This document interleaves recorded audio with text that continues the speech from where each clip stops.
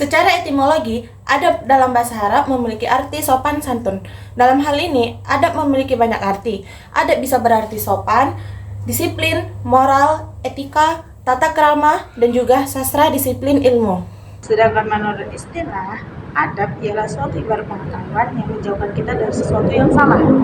Adab itu merupakan cerminan baik buruknya seorang, terhina atau mulia seorang, terhormat atau tercelanya seorang. Adab melibatkan sikap dan tindakan yang sesuai dengan norma dan nilai-nilai yang berlaku dalam kehidupan masyarakat. Ada beberapa tujuan adab. Yang pertama, yaitu kejujuran. Kejujuran adalah tanggung jawab yang harus dimiliki oleh setiap orang, mau itu dari generasi anak-anak, remaja, dewasa, hingga orang lansia, itu harus mempunyai kejujuran. Karena kejujuran itu dapat mempengaruhi nilai kita di mata orang. Semakin kita jujur, maka orang tersebut atau orang lain akan semakin percaya kepada kita.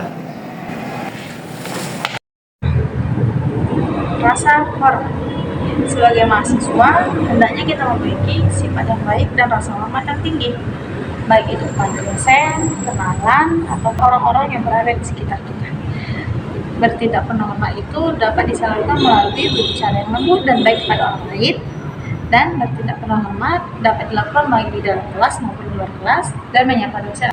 Sebagai mahasiswa, kita juga hendaknya memiliki sifat saling menghargai dan menghormati agar tidak terjadi perselisihan pendapat saat sedang membicarakan sesuatu, sehingga terjadinya situasi yang aman, damai, dan tentram. Yang ketiga, tanggung jawab. Sebagai seorang mahasiswa, kita harus memiliki rasa tanggung jawab yang kuat. Tidak hanya di golongan mahasiswa saja, tapi semua orang harus memiliki rasa tanggung jawab yang kuat. Misalnya, kita diberi amanah oleh seseorang, dan tanggung jawab kita adalah untuk melaksanakan amanah darinya tersebut. Dan sebagai seorang mahasiswa, contohnya, kita harus masuk kelas tepat pada waktunya dan tidak suka membolos, menyelesaikan tugas yang diberikan oleh dosen-dosen, tidak suka meniru, dan yang terakhir, kita harus berani mencoba hal-hal yang baru. Karena pada dasarnya, setiap orang harus mempunyai rasa tanggung jawab. Jika kita melakukan kesalahan kepada orang lain, kita harus berani untuk bertanggung jawab atas kesalahan kita tersebut. Dan dengan begitu, bisa membuat kita menjadi baik dari pandangan orang lain. Kepedulian.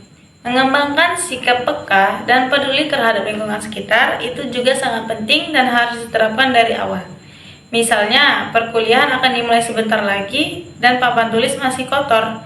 Hendaknya mahasiswa segera sigap dan sadar untuk membersihkan papan tulis tersebut tanpa menunggu instruksi dosen. Selain itu, jika ada teman kita yang kesusahan, maka hendaknya kita membantu dan menolongnya daripada terlihat tidak tertarik dan tidak peduli. Keagamaan.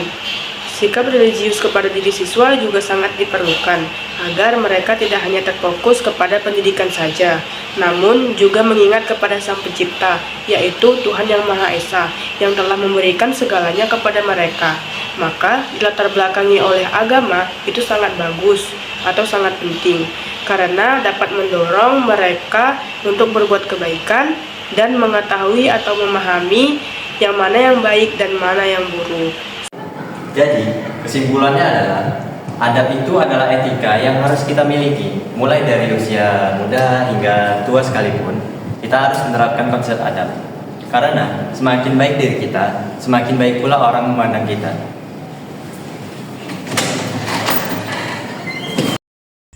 Sekian video pembelajaran dari kami. Semoga apa yang kami sampaikan dapat bermanfaat dan bisa diterapkan di kehidupan sehari-hari.